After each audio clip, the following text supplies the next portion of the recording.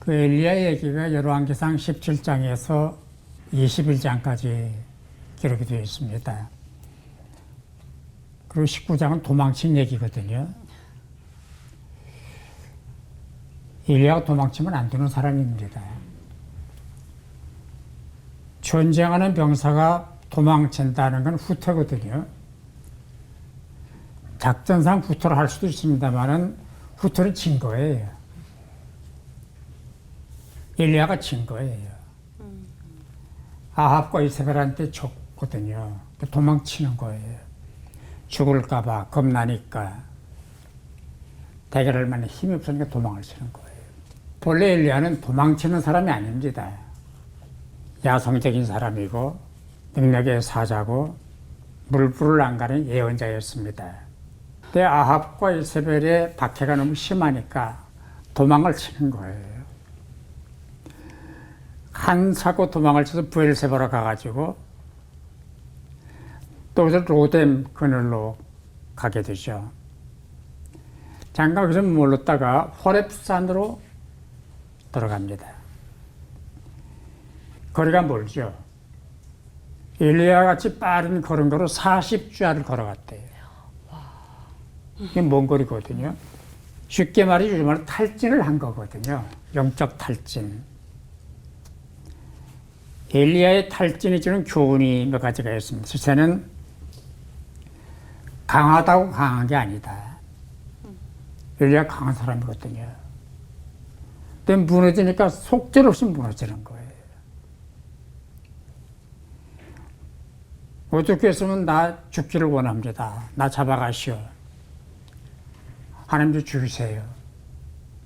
그런 넋두리를 할 수가 있겠습니까? 그럼 누구나 탈진할 수 있다. 목사도 탈진할 수 있고 교인도 탈진할 수가 있다.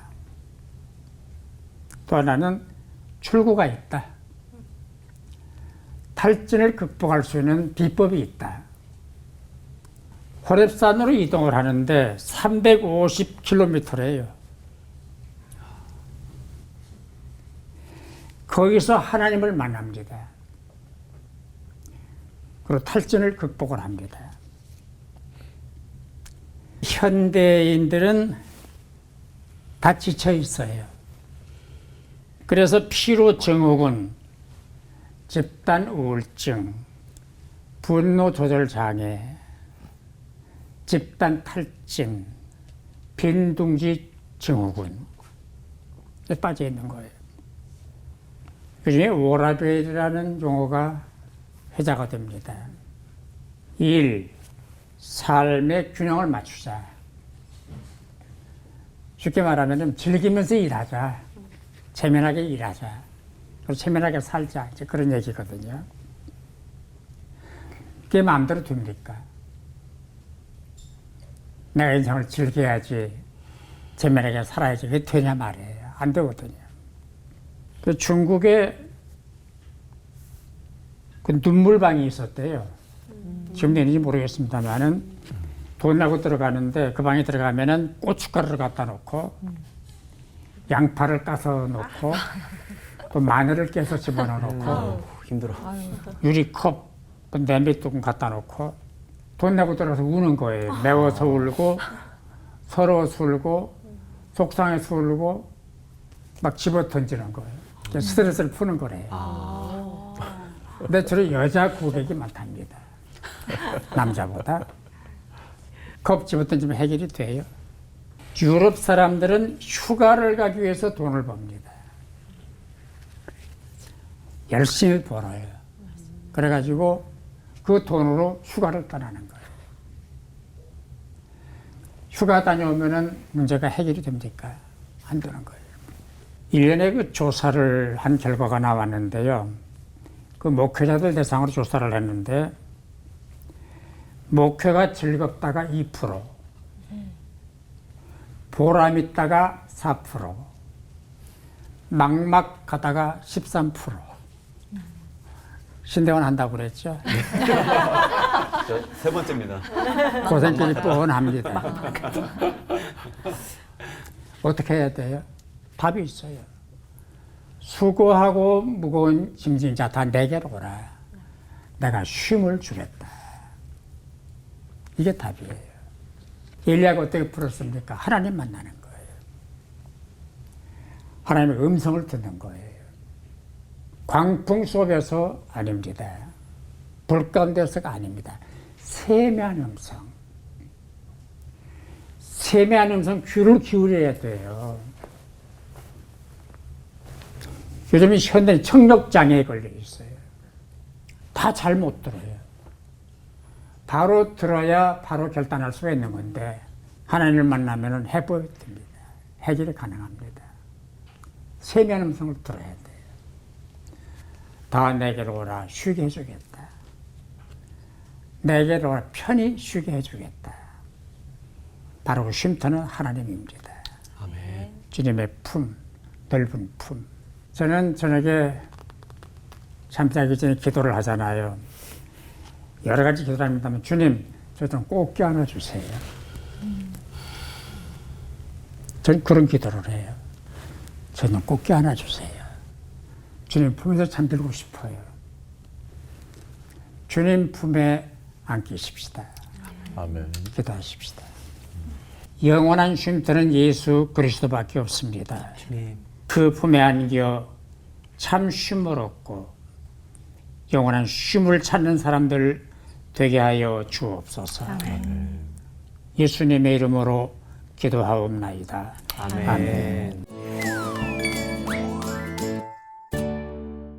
죽겠다고 찾아온 엘리야를 보시는 하나님의 마음이 참 아프셨겠다라는 생각이 들더라고요.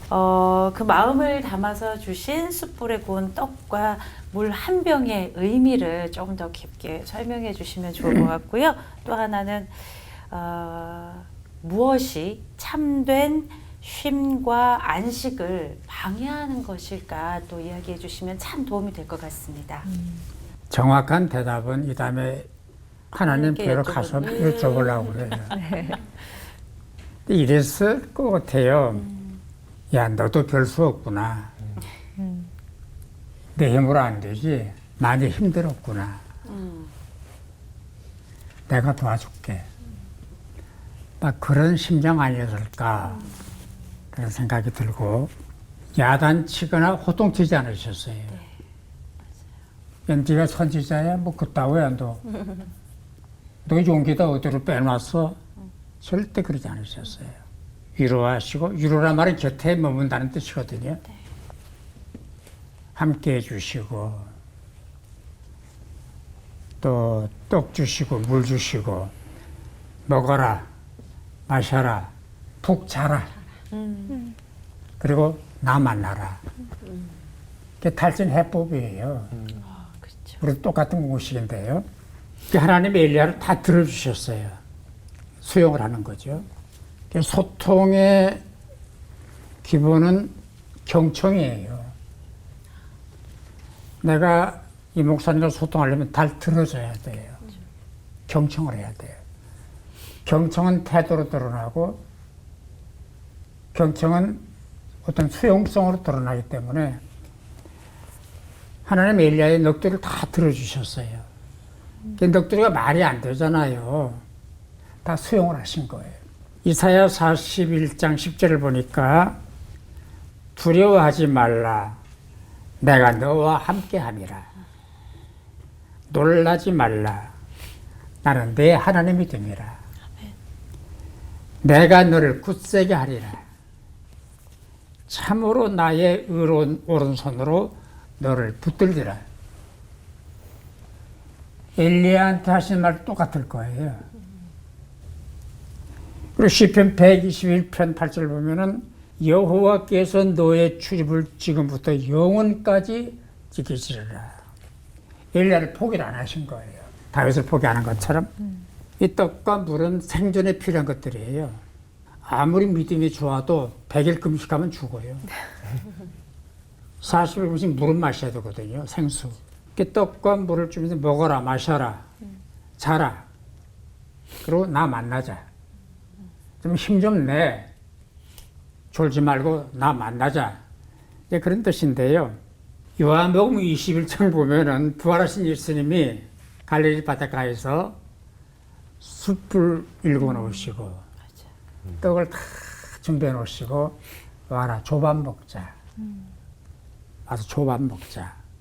밥 먹자고 그러셨어요. 근데 그게 발전을 하면은 이제 성찬식으로 가야 돼요. 이거는 내 몸이다. 이거는 내 살이다. 나를 먹고 마셔야 나와 일체가 된다. 그래서 이 엘리야에게 떡을 주시고 물을 주신 것은 결국 십자가 사건으로 돌아가야 돼요.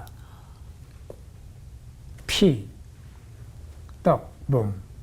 그래서 이 구약과 신약은 마치 톱니바퀴와 돼서 따로따로가 아니잖아요.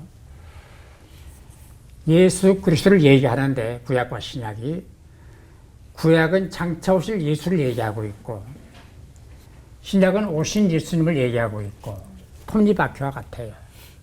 그래서 오늘 우리가 떡을 먹고 물을 마신다는 거 감사한 일이고 매일매일 말씀 홍수 속에 산다는 거 감사하고 월평은 또 말씀 맺히잖아요. 네.